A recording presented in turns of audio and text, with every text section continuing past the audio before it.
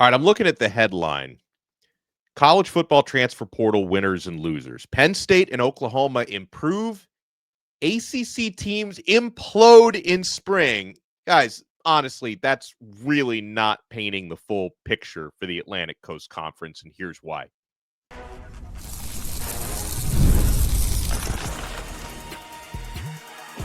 You are Locked On ACC, your daily podcast on the Atlantic Coast Conference.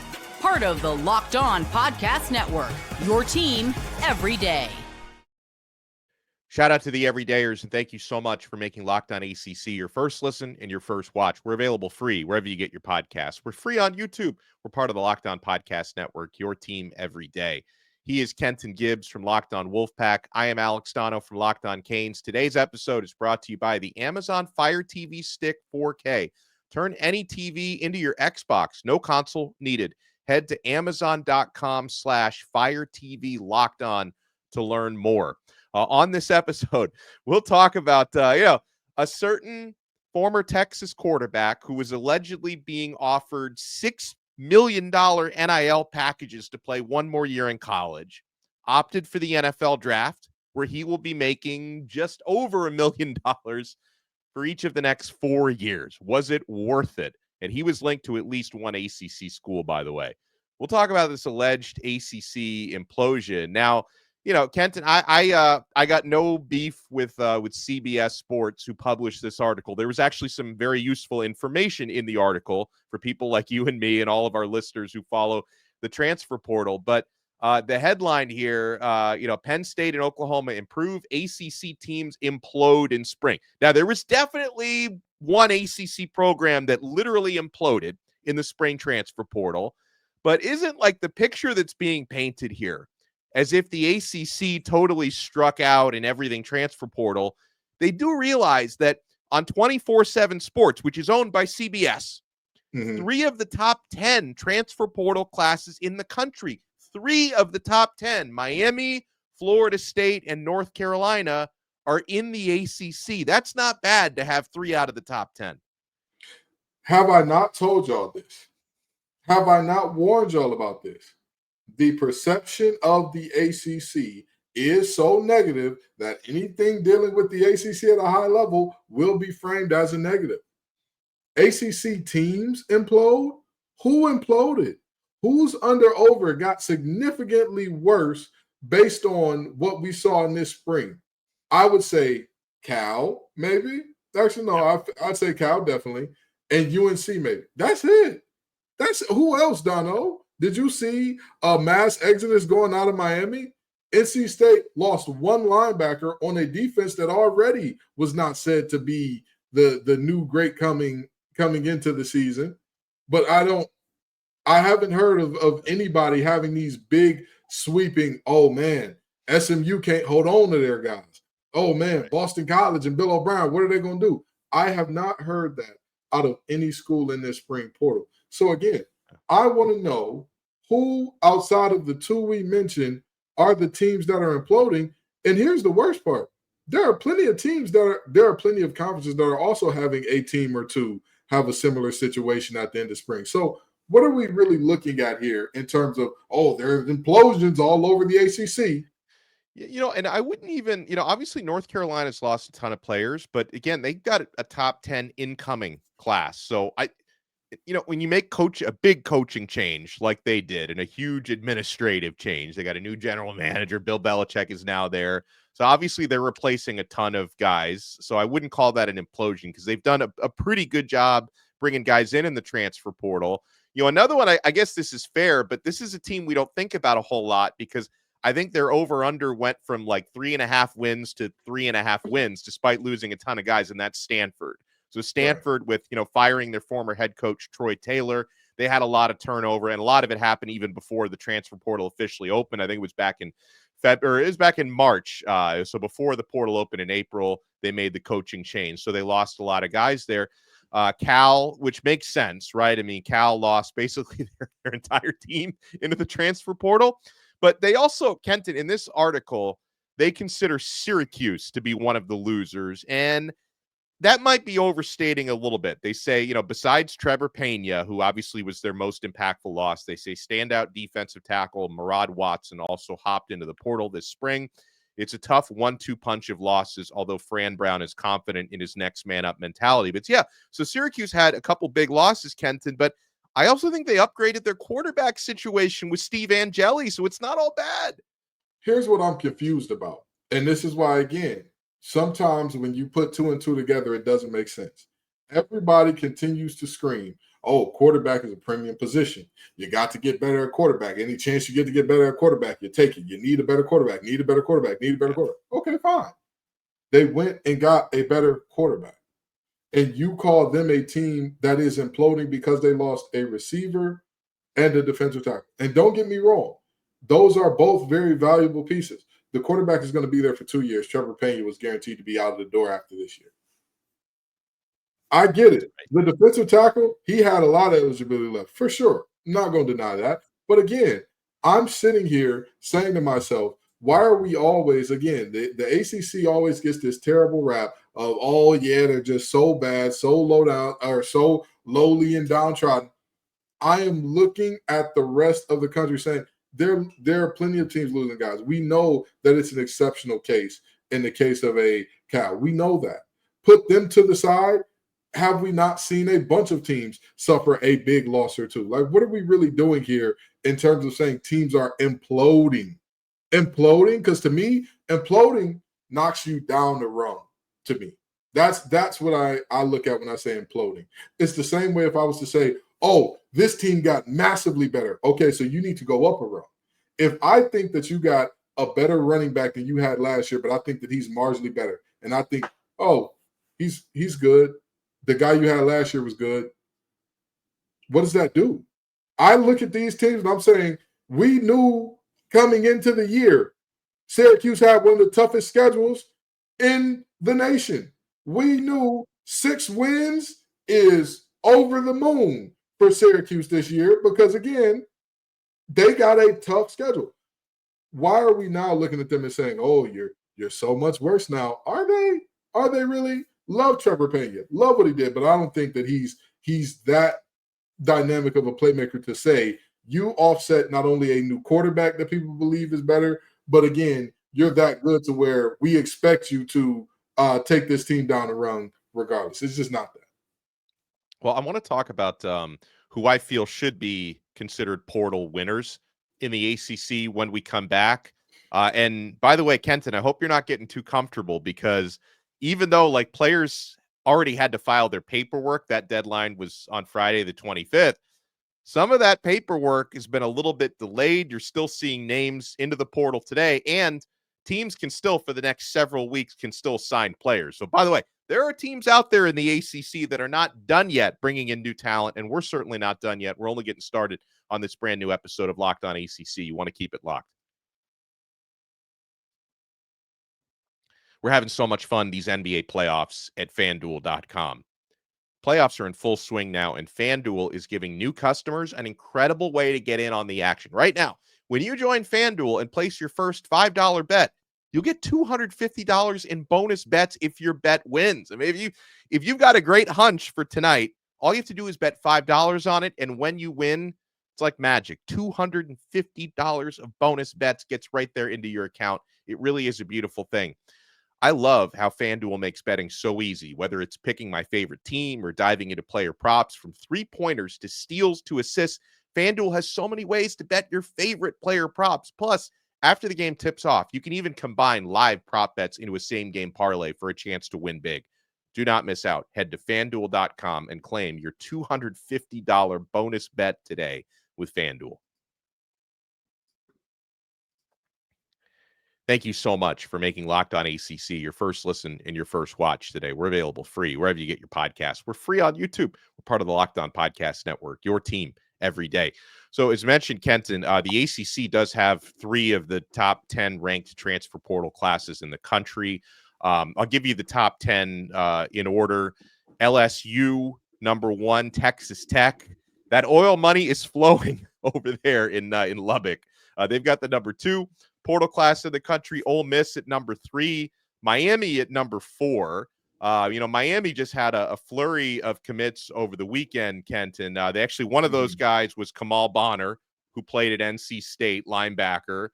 They added Keelan Marion, who's a wide receiver out of BYU, who's an ace kickoff returner. He returned 2 kickoffs for touchdowns last year. And they added Texas place kicker Bert Auburn, who, I'm just covering Miami for as long as I have. I'm a little spoiled because I had 5 years of Borregales brothers. And so I'm sure there's going to be a drop-off after that.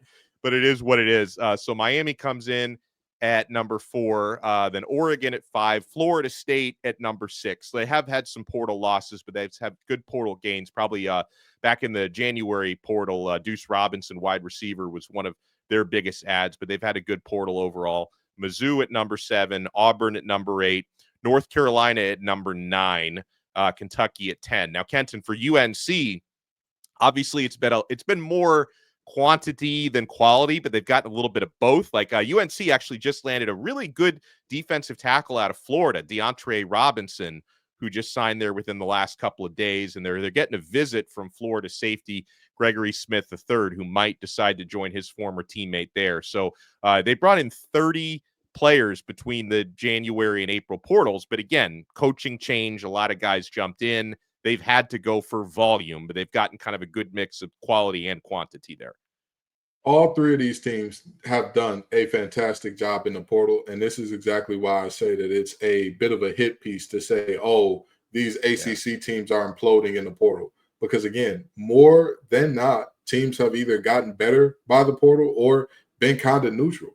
You look at, again, all of these teams that we're looking at in terms of what happened in spring, I can't really look at anybody and say too much, these teams got worse. And then when you talk about these 3 top 10 classes, like you said, these guys are still adding ball players, legit ball players here. So I struggle with this idea that, hey, we have to down these teams, even if North Carolina is adding a lot of quality or quantity as opposed to quality. That's fine. It's college football. Teams go up pace and fast tempo and all that. You're going to need a lot of guys to say, hey, go on in there, man. This guy's going 5 snaps straight against hurry up. He's going to need some air, so on and so forth. So, again, all of these teams have done a good job in the portal. They've done a very, very good job of building their teams out. 2 teams that absolutely needed the rebuilds in terms of UNC and help me out, not Miami, the other team, Florida State, a team at 2-10 last year, definitely needed that rebuild. This is a situation where you're looking at as many teams in the top 10, actually more teams in the top 10 in terms of transfer portal classes, then you're looking at teams who had massive implosions in the spring. Yeah. So I think that it's, again, the framing is very intentional. And just like I said about basketball, I'll say about football, I'll say again for the ACC, because somebody needs to stick up for this damn conference. It is intentionally being put out there. Oh, look at how terrible the ACC is. Look at how bad they are. Donno, 100% of players who've drunken water in the ACC have at some point in time gone on to pass on the glory. Think about that. 100%, Donno. I'm not saying that they're whacking players there, but it could be a possibility. Yep. So the ACC, by the way, on kind of a side note, they had 42 players drafted in the NFL. I'm trying to compare that to, I'm sure the Big Ten and the SEC had a ton more, but I'm trying to get the comparisons for all of the Power Four. But 42 players drafted, a little bit of a down year. I was actually surprised that Miami had the most in the conference drafted at 7, which because Cam Ward, of course, number 1.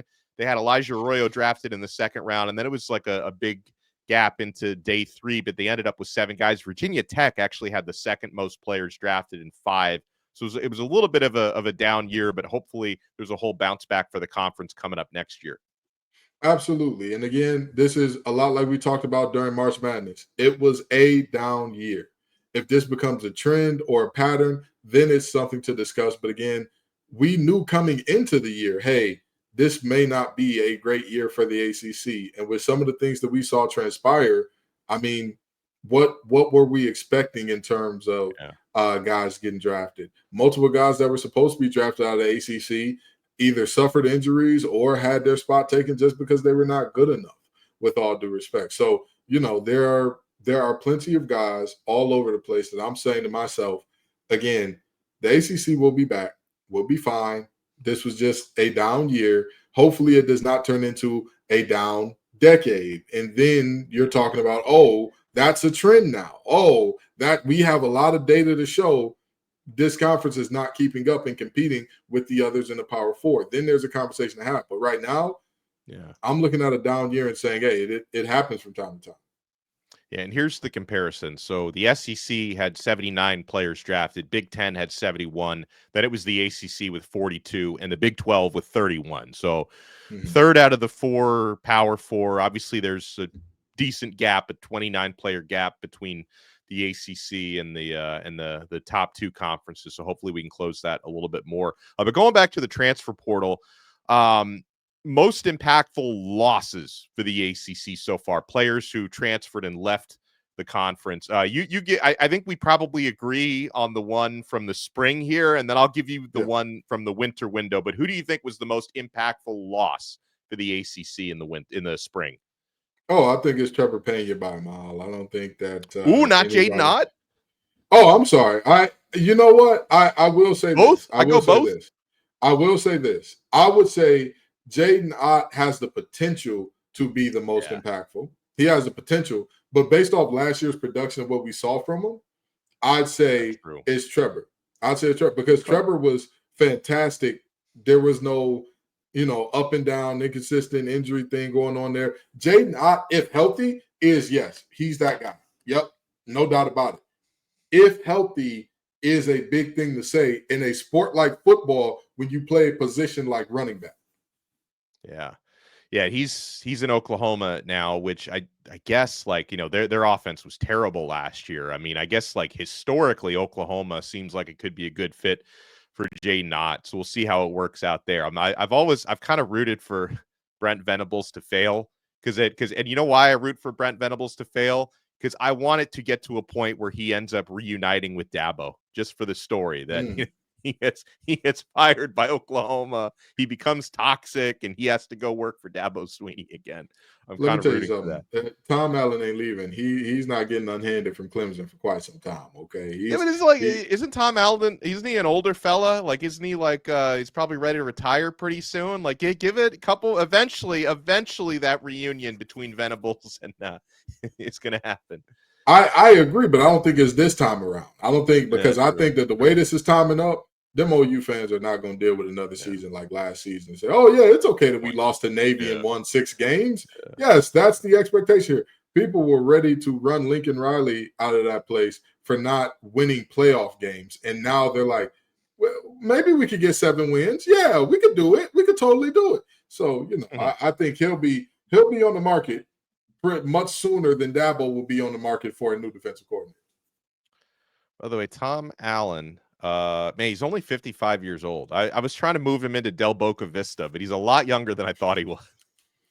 That brother is moved into Clemson, South Carolina, and he ain't going nowhere. Yeah, I don't know why. I thought Tom Allen was in his late 60s. He's 55 years old. He does seem like he's been around for forever. He really is one of those guys that's like, wait a minute, I've been hearing about him on coaching searches for quite some time now. How is he still in the 50s? But, He might spend 20 years at Clemson. And then, of course, Trevor Pena did commit to Penn State over the weekend, which honestly, that move makes total sense for him. I know that we had talked about him getting linked a lot to Miami, but I understand the move to Penn State. I mean, you're talking about a team that was in the national semifinals last year. They retained not all, but a lot of their talent, including their starting quarterback, Drew Aller, who's a lot better than I give him credit for, despite that choke job in the college football playoff that year. And also Clemson, they had a need for slot receiver, a big need. So you're talking about a team that is built to win right now, prestigious program. That move made a ton of sense for Trevor Pena. Unfortunately, it meant the ACC losing one of their better players. If you go back to the winter window, Kenton, the guy who stands out most to me that the conference lost was another wide receiver, Eric Singleton, who left Georgia Tech for Auburn, who actually still to this day every receiver around the country that jumped into the portal, January, December, April, Eric Singleton is the highest ranked 2025 portal receiver. And unfortunately, he left the ACC for the SEC. So that's another player we're going to be sorry to lose. Oh, absolutely. There is more of an argument for ACC had a ton of great guys leave in the December portal than there was for the spring portal, because Eric Singleton can absolutely get it done. He is a burner supreme, and he's got hands, good at tracking the ball, good at high pointing it. You know, that's tough. That's just a tough loss. I mean, at the end of the day, it was tough to see him leave the conference.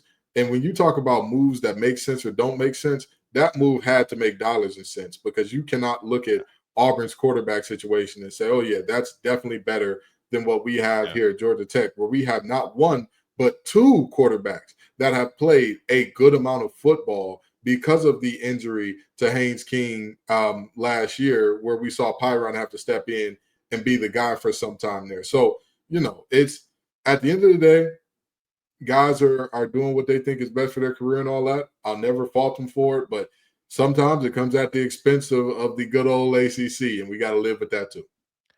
Coming up next, a quarterback who was linked to the ACC for a hot second, who we're talking about Quinn Ewers from Texas, who had reportedly $6 million NIL offers to stay in college. He makes the jump to the NFL. Surely did not get drafted as high as he wanted to. Did he make a big financial mistake making the jump to the NFL with a year of eligibility remaining? You want to keep it locked right here. We're not done yet on this brand new episode of Locked On ACC. Guys, Gametime.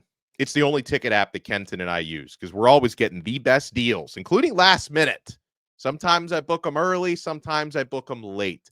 I'm going to be taking my family to an AC/DC concert in Tampa in a couple of weeks, and I got the best prices. I got seats and prices at Gametime that were not available anywhere else. There's nothing like the atmosphere of an NBA playoff game, by the way. Every bucket, every defensive stop, every moment feels huge. It's electric in that arena. And with Gametime, you can be part of it without the stress of last-minute ticket hunting. Gametime makes it fast and easy to get playoff tickets, even when demand is sky high. Prices on the app actually go down as tip-off gets closer, and their last-minute deals can save you up to 60%. Guys, the all-in pricing feature means no surprise fees at checkout. What you see is what you pay. You can get a panoramic view from your seat in the app before you buy. So take the guesswork out of buying tickets with Gametime. Download the Gametime app, create an account, and use code LOCKEDONCollege for $20 off your first purchase. Terms apply. Again, create an account and redeem code LOCKEDONCollege for $20 off. Download Gametime today. Last minute tickets, lowest price guaranteed.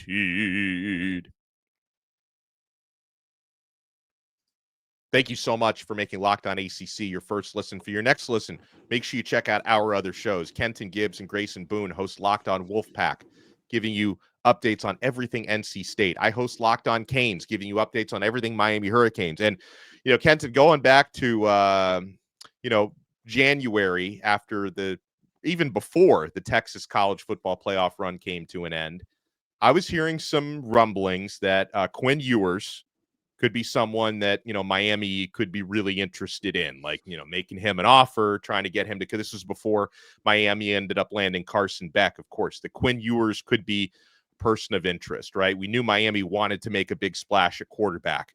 We also had reports from On3 Sports that Ewers was getting allegedly up to $6 million offers from programs because we knew he wasn't going to stay in Texas because they were ready to move on to Arch Manning, right? So it's like, you don't have to go home, but you can't stay here type of thing there. So programs were offering Quinn Ewers allegedly $6 million. So this past weekend, KG, Quinn Ewers gets drafted by the Miami Dolphins, ironically. So I wanted Ewers in Miami. He's in Miami. Right? It works out. God works in mysterious ways. But he gets drafted in the 7th round, and he's going to make an estimated, assuming he gets through the whole life of the contract, would be $4.33 million total over 4 years. So a little over $1 million per year. Did he make a mistake going in a year early for the NFL draft where he could have made $6 million for 1 year in college Instead, he's making a little over $1 million per year in the NFL. Did he make a mistake? Absolutely. He made one of the worst type of mistakes you can make. He didn't bet on himself, even though there's clear evidence that betting on yourself in this situation will get you paid. I remember there was some unheralded guy out of Washington State last year that was said to be about the same level of prospect that Quinn Ewers is. That was in this draft. Oh, yeah, you know, he's a project more than a prospect. He's not necessarily the guy. He's good, but, you know, he doesn't quite have the mechanic, quite have this and that. And he came back to college. And he made more than he would have made in the NFL. Because if Cam Ward comes out last year, let's completely reject what Cam Ward went on to become. Let's pretend like we didn't just watch that young man go to New York as a Heisman finalist. Donno, if he's drafted in the 5th or 6th round, he's set to make that same $4 million, right? Just about. How much did he make in 1 year at Miami? Couple mil at least. Oh, okay. So it literally doesn't even make sense. If you're talking short-term gain, the short-term play was the big money over reduced money, but an NFL roster spot. If you're talking long-term play, the long-term play make a team fall in love with you. Just make one. You don't have to be Cam Ward and going to have one of the greatest seasons ever. Even if your thought is, well, what if I get injured? Even if you get injured, you're a former 5-star quarterback that was the highest rated ever coming out of high school. Somebody will take a 5th, 6th, 7th round flyer on you. Somebody's going to say, well, you know what? How many of Sark's quarterbacks have been good in the NFL because you were rated that highly? But so from the short-term play, you left money on the table. For the long-term play, you're in a situation where, again, hey, we know Tua's injury history, but you're not coming in as the guy to where there's an incentive that you have to work out. And the Dolphins also have Zach Wilson, who again, like it's not like Zach Wilson has lit it up in the NFL, but he's a lot more experienced. So probably Zach Wilson is your backup and Quinn Ewers is your third quarterback, which means there's no guarantee he even makes the roster. And that's what I'm saying. This is a situation where, again, the short money, the long money did not make sense. I remember I wrote an article when I was in high school. I'm sorry, not high school. When I was in college, writing for the school newspaper at NC State, where I said players getting paid will stop players from leaving earlier. And this is a moment where common sense and logic, everything dictated. Even if they don't want me at Texas, I'm going to leave, go somewhere else, and put on a show for a year. That's what I'm going to do because my stock cannot get much lower than it is right now. Yeah. It cannot get much lower than it is in this moment. So I'm going to take at minimum $5-6 million, and then I'm going to go on by my merry way, see what I can do with that year and that $5-6 million, as opposed to saying, you know what, I got to get to the NFL now. I got to get to the NFL now. Now you got a team where, like you said, Donno, you're the third quarterback and you're a 5th round pick. So nobody is saying like, we got to make him 7th round pick. Yeah. Seventh round pick. Come on, dog. Come on. Yeah, again, and that's the thing. How many times have we seen with a first rounder? And I'm sorry to go on here, Donno. I'm passing you. How many times have we seen the team invest way too much into a first rounder and commit the sunken cost fallacy because it's like, hey, this guy has to be good for us. Teams don't do that for 7th rounders. If you're a first rounder, they will force themselves to make it work for you. A 7th rounder, if you sneeze the wrong way, all right, get out of our facility, brother. Yeah, exactly.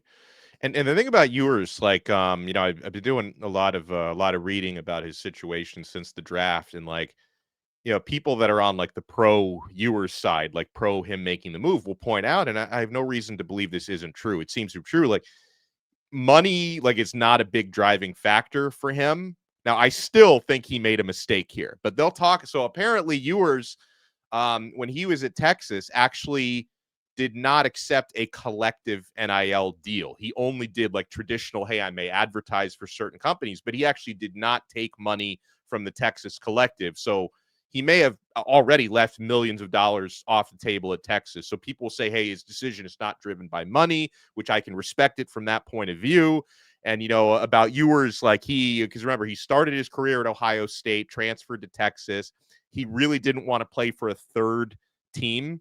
I mean, he thought that may be used against him. But again, Cam Ward played for 3 teams and he's the number 1 overall pick.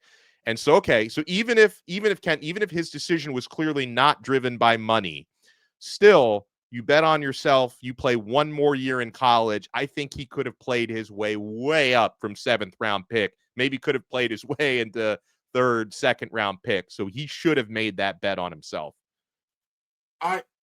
What could the meaning be that's actually meaningful to life?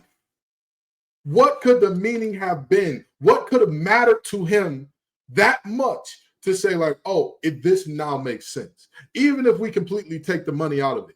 If we talk about NFL career success or wins, right? Donno, you tell me, maybe I'm crazy. Did we not just talk about the difference between how teams cater to and build around first rounders as opposed to 7th rounders? Yeah. When I made a series of TikToks about how I know Shador is not going to work out in Cleveland because if you look at the team's face, if you look at the owner, I'm sorry, not the owner, the GM and the head coach's face when they draft him, I've seen more excitement at a funeral. Yeah. Cleveland was drafting drunk. They drafted Dylan Gabriel before they drafted multiple running backs. I don't know who was at the wheel there during their draft. But that's exactly what I mean in terms of the situation matters. The situation that you go into matters. Hear the way that the Titans talk to Cam Ward. We're excited about you. We can't wait to get you here. We want to get you in the building. Hear how the Browns talk Shador. You've got to earn everything. Hey, you've got to come in and do the work. You've got to come.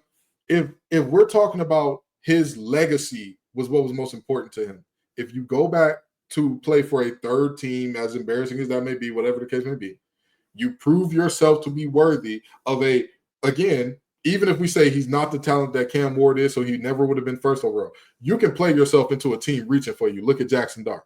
You can do it. Absolutely. You can do it. You can play yourself into a team reaching. So maybe a late 1st round pick. And now the GM's fate is tied to you in a meaningful way. Now the GM is saying, we got to make him successful. We're going to build around him. We're going to put the tools there. Yeah. That helps your legacy, brother. If you want to do it for championships, again, I guess going to the Dolphins, that's the team that's on the Dolphins have been on the brink of a championship recently, right? Right? I mean, I guess. I mean, they haven't won a playoff game in 25 years, but I was just about to say, come on down. All right. That nothing from no perspective does this make sense. And here's the thing. We got to stop with the double down culture. At some point in time, we got to be able to admit, I made a mistake. Yeah. I messed up. I flubbed up. And he did. He flubbed up here. He made a terrible decision. Yeah, he did. By the way, I'm thinking my mind was a little off in space there because I'm thinking, how come no one has made this meme yet? Because there's so many Shador haters out there. And by the way, I'm not a Shador hater, but I do find some of the humor in the internet memes out there. So I mean, a couple days ago, Kenton, Warren Moon surprises Cam Ward because he his number 1 was retired by that franchise. So Warren Moon actually gives Cam Ward his number 1 back, unretires his number. Whereas, a couple of weeks ago, Shador Sanders' dad retired his number in Colorado after 2 years and 7 wins. So I'm surprised no one's made a meme of that, this guy, his dad retired his number. Cam Ward gets his number unretired by Warren freaking Moon. I mean, listen, again, there is a million reasons to say, hey, Cam Ward did his draft process the right way. Shador Sanders and his camp did not do themselves any favors, and you see the results. Because honestly, we don't have time to get into it today, but I think that the Shador slide is a big way that the NFL is pushing back against NIL. But we'll get into that on another day. I do want to bring up one more thing, though, on Shador before we wrap it up. I felt terrible for him when he was the son of the Atlanta Falcons defensive coordinator, must have gotten Shador's number out of dad's Rolodex, and he did that awful prank call claiming he was the Saints and we're about to draft you. And apparently a bunch of other players got prank calls. This is now a thing to prank, which is, to me, That is one of the worst things you can do, to call up a guy waiting to get drafted and prank him and say, hey, we're going to call your name next. Like, awful. And then to know it's the son of the Falcons freaking DC.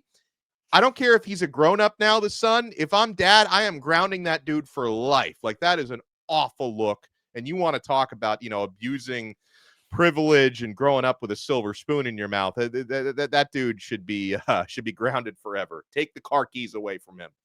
I'm gonna tell you this: that's a serious data breach. That's people's personal information that his father let slip. That's in most places that'll get you fired. That'll get you fired. Yeah. But I'm sure the Falcons, the wonderfully ran organization that they are gonna do the right thing, especially because this involves the direct descendant. I mean, one line down in the lineage of one of their Ring of Honor members. Yeah, that's right. Yeah, great look for the Falcons. Awful, just embarrassing. I prank called exactly 0 draft prospects over the weekend. Same, so I got that going for me. Absolutely. And I did have the numbers of a couple of them, and I resisted. I didn't make any prank call. You didn't have me calling up anybody saying, hey, they're about to take you now. Listen, you and me both, brother. Okay, we are adults and professionals, and it's just a shame that would happen on what is supposed to be the greatest day on some of these young men's lives. Yeah. It really is. And I think that this should have been taken seriously when people first started doing it. But if Shador is the one that gets this exposed and says, all right, okay, now we've got to take serious these draftees' personal information, good. Yeah, exactly. Well, we appreciate everyone making Locked On ACC your first listen and your first watch. Make sure you check us out, Kenton Gibbs at Locked On Wolfpack. Follow me at Locked On Canes. We'll talk to you next time on another episode of Locked On ACC, part of the awesome Locked On Podcast Network. Your team every day.